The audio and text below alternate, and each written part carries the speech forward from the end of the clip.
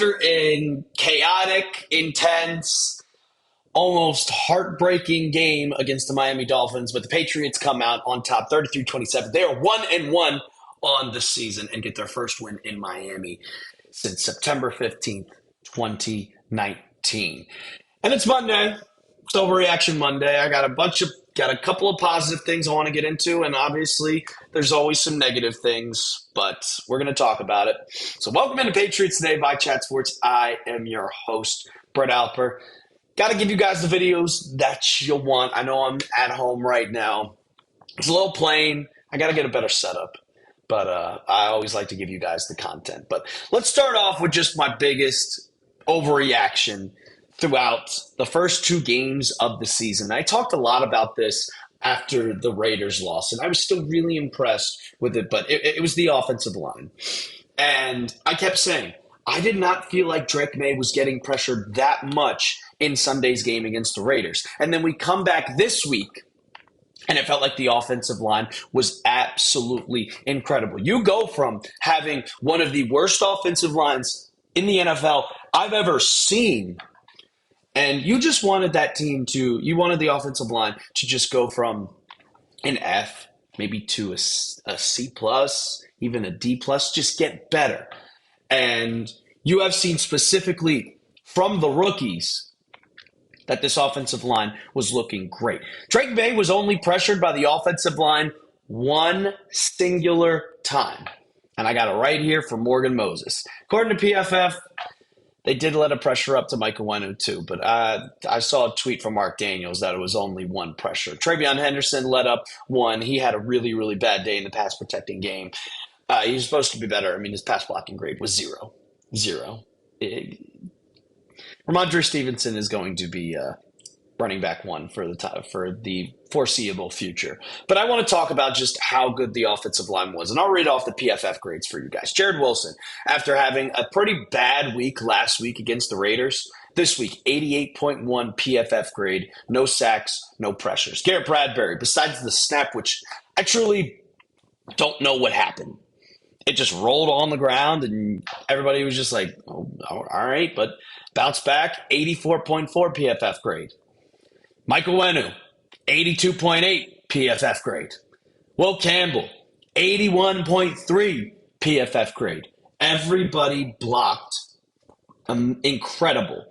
And Morgan Moses did have a rough game, 55.4, but Morgan Moses might be out for an extended period of time. He was in a walking boot yesterday after the game, and he suffered an ankle injury. We don't know the true extent of it. I'm sure once we hear from Mike Vrabel that we'll get the full details on that one. But if not, if he is unavailable, then it'll be Marcus Bryant stepping in. And for Marcus Bryant, he's a rookie. So then that means you'll have three rookies, including Will Campbell, Jared Wilson, and Marcus Bryant on your offensive line. Can you be able to handle that? Well, it seems like the two rookies are going to be able to handle that because Will Campbell played 33 pass snaps yesterday. 0 sacks, 1 pressure. Jared Wilson, 0 sacks, 0 pressures. And pressures come from everybody. Like PFF, they don't have Will Campbell having a pressure. They have Onwenu, so it's all relative here. Overall, the offensive line was great. It felt like Drake Maye played his best game as a New England Patriot. And it feels like he was comfortable yesterday. He wasn't scrambling for his life. He felt like he could set the plays up, specifically on that wheel route to Ramondre Stevenson. He was able to step up in the pocket. He felt the pocket.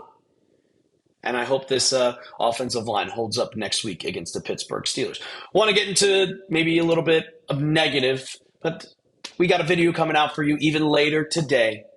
Going to talk about why this win was so important and so much better because the Bengals got an injury update today, and you can knock them out of the playoff race.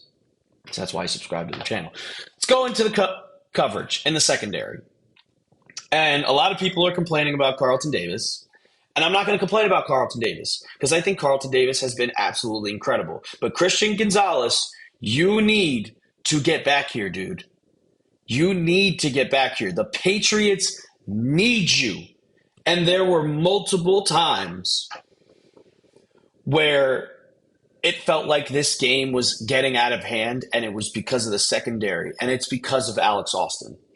And Alex Austin, you were decent in the preseason, in training camp, but these games matter now. And you were awful, awful, awful, awful, awful in coverage. This is why it's an Overreaction Monday video. But I mean, 7 targets, 6 receptions, 38.1 PFF grade. He's terrible, man. He let that long touchdown to Waddle earlier in the game, and then he let up another pass to Tyreek Hill, that 47-yarder. It felt like he was going to cost this team the victory, and it was a problem. It was a really, really big problem. Thankfully, the Patriots were getting pressure on Tua Tagovailoa the whole entire game. Milton Williams is an absolute dog, a dog. But you have to be better, Alex Austin. Craig Woodson was bad in coverage too. We did have a good game from Jalen Hawkins. He bounced back after last week. The safety's still a little bit of a problem. Still with a little bit of need to get better. Need to get disciplined. Just they're young. But Robert Spillane, he was pretty bad in coverage too. He was bad in coverage too. I had like 5 targets, 4 receptions, 62 yards. Achane was all over him. He let up a touchdown. That touchdown to Achane, it was just, the linebacker's got to be better. Spillane has to be better. And I think the Patriots are using him like he is a all-around great linebacker. But he's a little bit slow. He's great in the run defense, but he's not that great in pass coverage, and he has to be better. This team has to be better. We'll give some props to Carlton Davis, though. But I was seeing on Twitter, people were complaining about how he wasn't playing well. 36 routes, 1 target, 1 catch, 4 yards, 4 tackles. He's a dog. But wait till Christian Gonzalez gets back. You have to get back, man. You have to get back. The secondary is not good without you. We did get an injury update from Mike Vrabel. And he went on his weekly Monday interview with WEEI, and he said there's a chance. I don't know. We'll see what happens once we get into practice. Because if he doesn't practice, he ain't playing. You can say, oh, he has a chance to come back, but once we see, is he on the field? I don't know. And the last one, this may be a gigantic overreaction. The Patriots need a new kicker. I don't care that Andy Borregales hit a 53-yard field goal. I do not care that he hit a 53-yard field goal to put the Patriots up 6. I don't give a shit. You need a consistent kicker, and he missed 2 extra points. The Patriots got a point back with the 2-point conversion. If he makes those extra points, you go into this game with a lot less pressure because you're up 34 instead of 27 or instead of 33. And now that 27 points that the Miami Dolphins have, they score touchdowns tied. If they scored a touchdown there, it's a win. And you caught a goddamn miracle with Achane stepping out of bounds.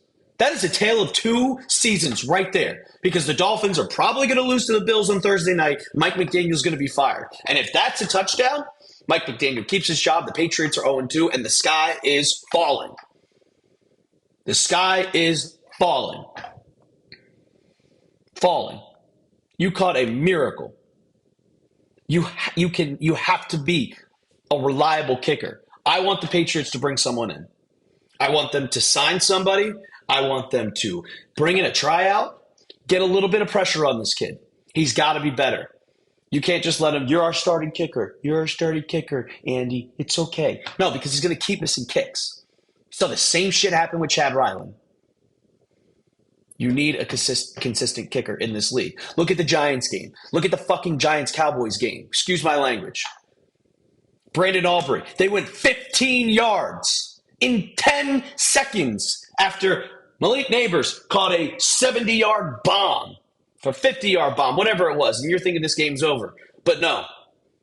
The Cowboys went 15 yards or 20 yards in 10 seconds, 25 yards. Brandon Aubrey kicked a 64-yard field goal to tie it, send it into overtime. And the Cowboys later came up with the win.